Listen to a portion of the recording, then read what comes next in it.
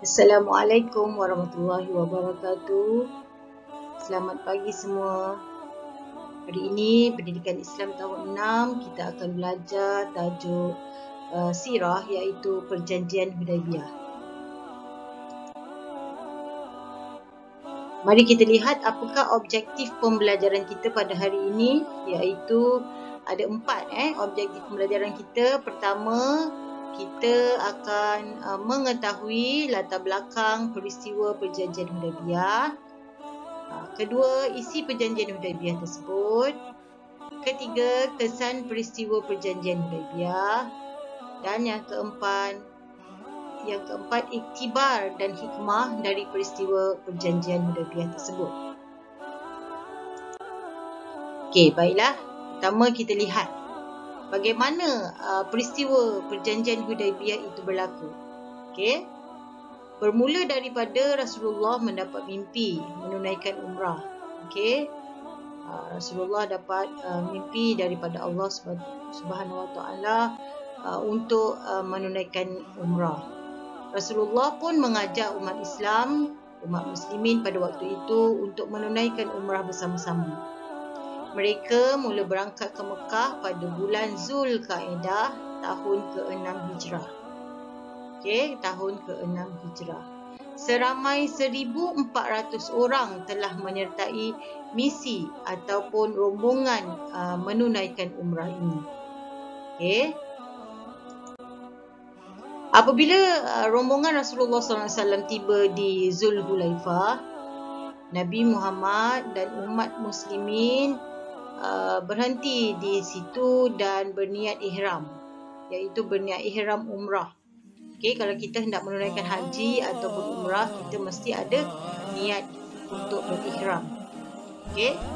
Nabi mendapat berita mereka akan diserang oleh kaum Quraisy Mekah. Okey, bila tiba di Zulhulaifah tersebut, Nabi mendapat berita bahawa mereka akan diserang oleh orang-orang Quraisy. Nabi mengambil keputusan untuk tidak melalui jalan biasa yang telah dilalui oleh orang-orang ramai, tetapi baginda bersama umat muslimin pada waktu itu memilih jalan yang tidak biasa dilalui, iaitu jalan-jalan yang berliku-liku, yang sukar untuk dilalui. Okey. Baginda Rasulullah bertemu dengan salah seorang wakil Quraisy Mekah pada waktu itu yang bernama Budail bin Warqa al-Khuzai dan menegaskan bahawa kedatangan baginda ke Mekah hanyalah semata-mata untuk menunaikan umrah. Okey, Nabi Muhammad dengan orang muslimin pergi ke Mekah itu bukan untuk berperang, tetapi mereka hanya mahu menunaikan umrah sahaja. Namun kedatangan rombongan Rasulullah tidak diterima oleh kaum Quraisy Mekah pada waktu itu. Kemudian Rasulullah menghantar seorang wakil, iaitu Sayyidina Uthman, untuk berunding bersama dengan orang Quraisy Mekah. Tetapi baginda mendapat berita yang Sayyidina Uthman telah dibunuh. Maksudnya orang Quraisy Mekah tidak menerima rundingan yang hendak dilakukan oleh Rasulullah.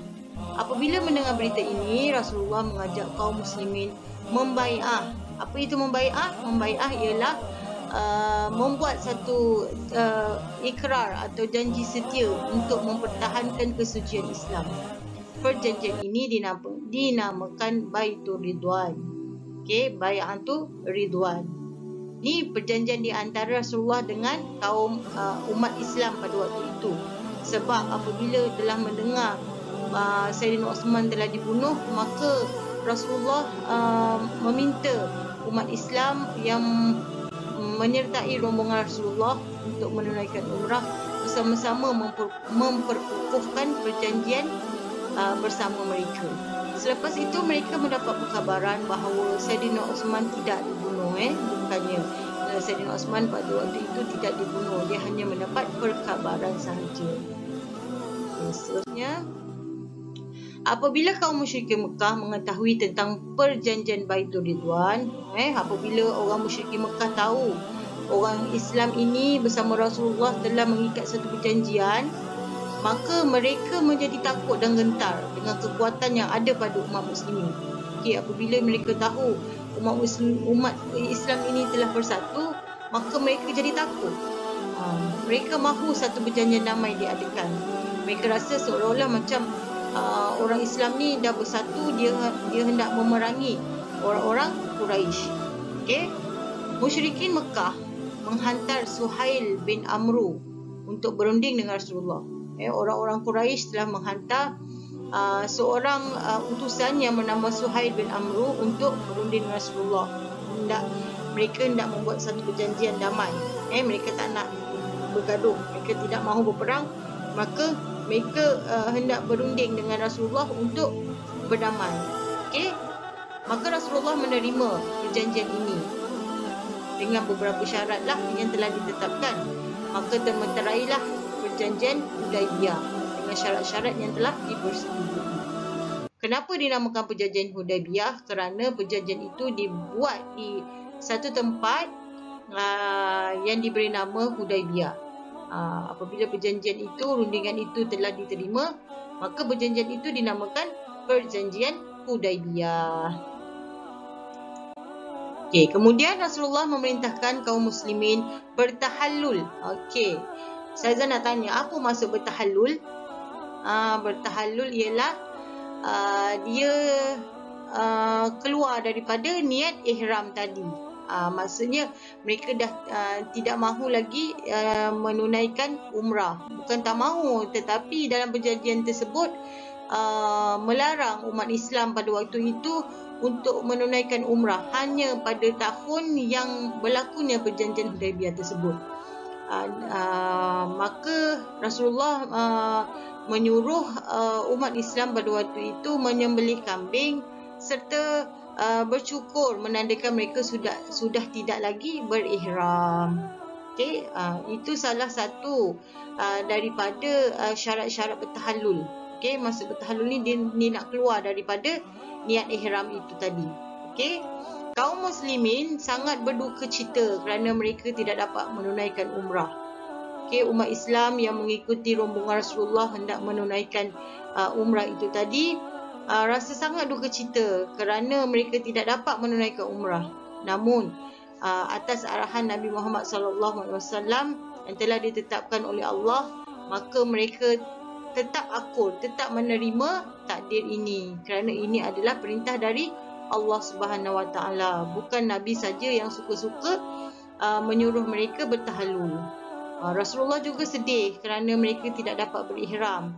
Tetapi apabila telah beri cadangan oleh isteri Rasulullah supaya Rasulullah sendiri orang yang pertama bertahallul, maka umat Islam yang lain pun turut sama bertahallul bagi mengeluarkan diri mereka daripada menunaikan umrah. Okey, itu adalah bagaimana latar belakang perjanjian Hudaibiyah dibuat. Okey, seterusnya ialah isi perjanjian Hudaibiyah. Okey, setelah dimeterai perjanjian itu, kita kena tahu apakah isi perjanjian Hudaibiyah tersebut. Okey, isi perjanjian Hudaibiyah ada 5.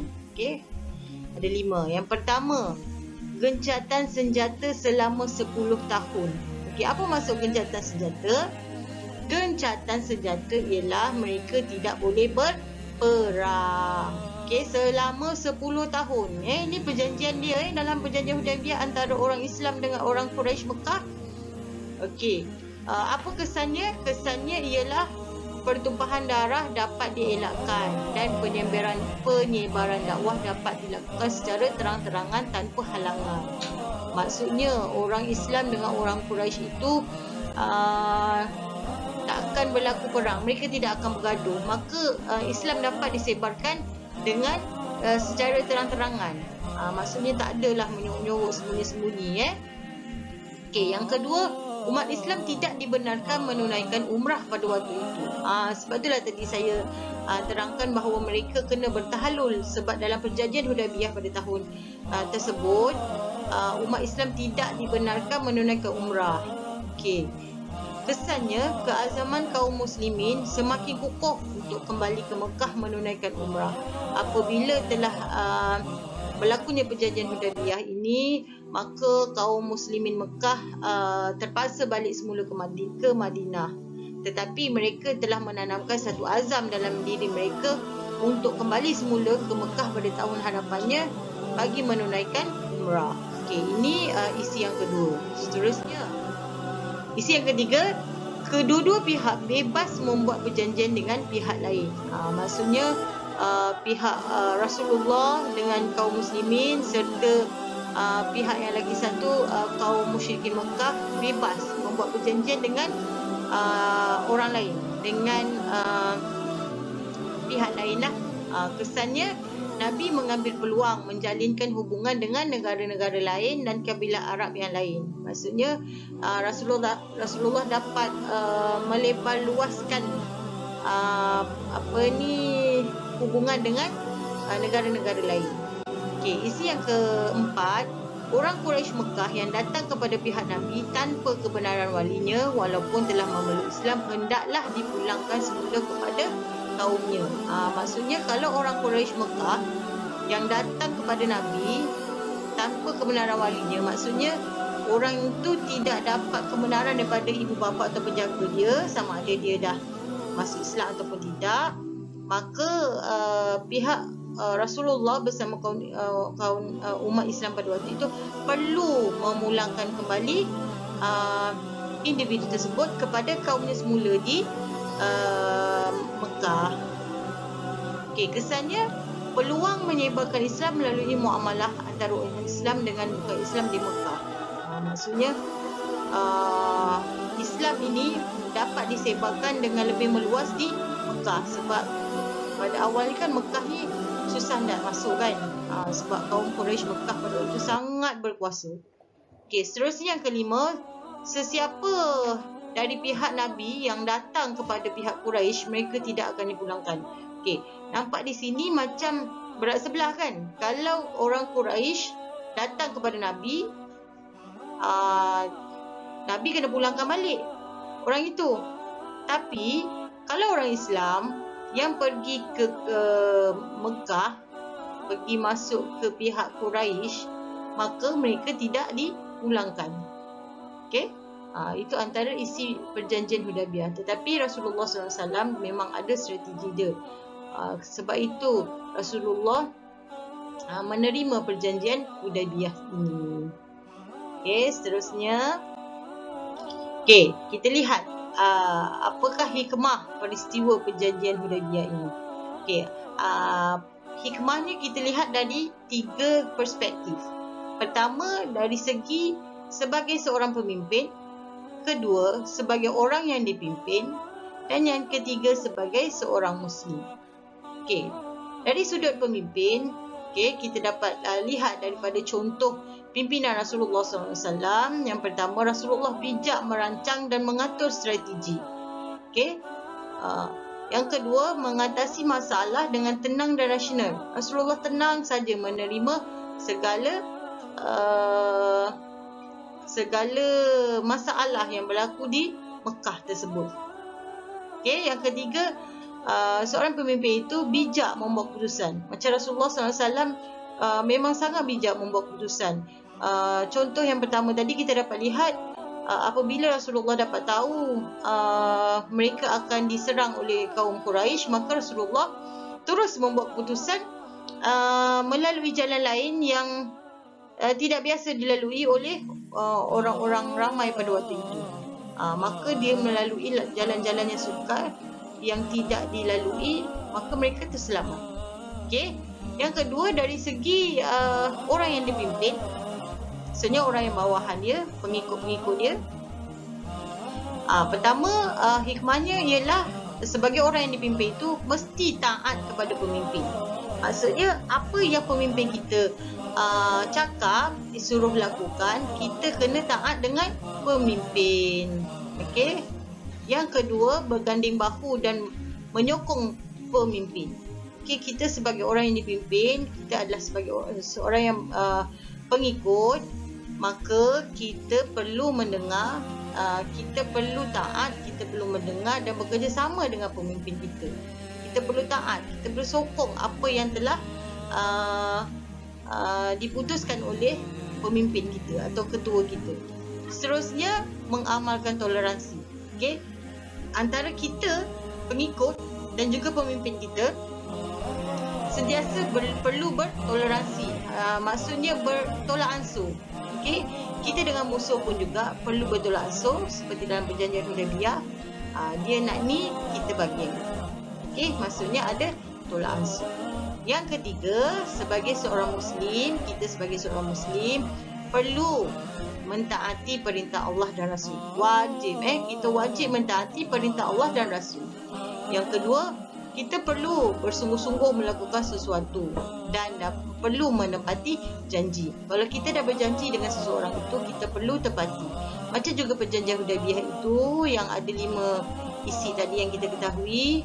Kedua-dua belah pihak umat Islam dan pihak musyrikin Mekah perlu menepati janji. Sebab itu dinamakan perjanjian Hudaybiyah. Okey.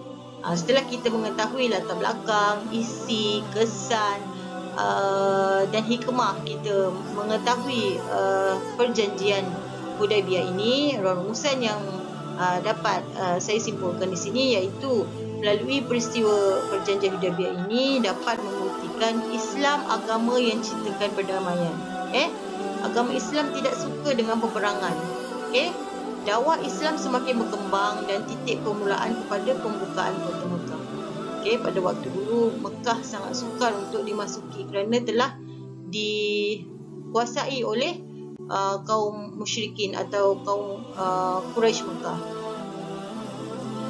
Seterusnya, kebijaksanaan Rasulullah SAW telah membawa kepada termeterai perjanjian Hudaybiyah. Perjanjian ini ternyata memberi kebaikan kepada umat Islam. Rasulullah sangat bijak. Seterusnya, kita telah dapat mengetahui tentang perjanjian Hudaybiyah. Untuk kamu lebih mendalami dan lebih memahami cerita di dalam perjanjian Hudaybiyah itu, kamu boleh merujuk buku teks pendidikan Islam muka surat 135 hingga 141. Kamu boleh baca dan kamu fahamkan. Ada banyak lagi nama-nama wakil-wakil Rasulullah dan pihak kaum musyrikin Mekah yang perlu kamu ketahui. Juga tarik-tarik penting di dalam itu yang perlu kamu ketahui. Jadi untuk menjawab kuis yang Ustazah akan berikan, kamu perlu merujuk kepada buku teks. Bukan hanya soalan-soalan kuis ni saya tidak hanya ambil daripada slide ni saja, tetapi ada juga soalan-soalan yang saya ambil daripada buku teks. Jadi saya harap kamu semua dapat merujuk buku teks. Kalau kamu tidak ada buku teks, kamu boleh tengok di buku teks digital di dalam Google. Sekian saja pelajaran sirah kita pada hari ini. Sekian, terima kasih.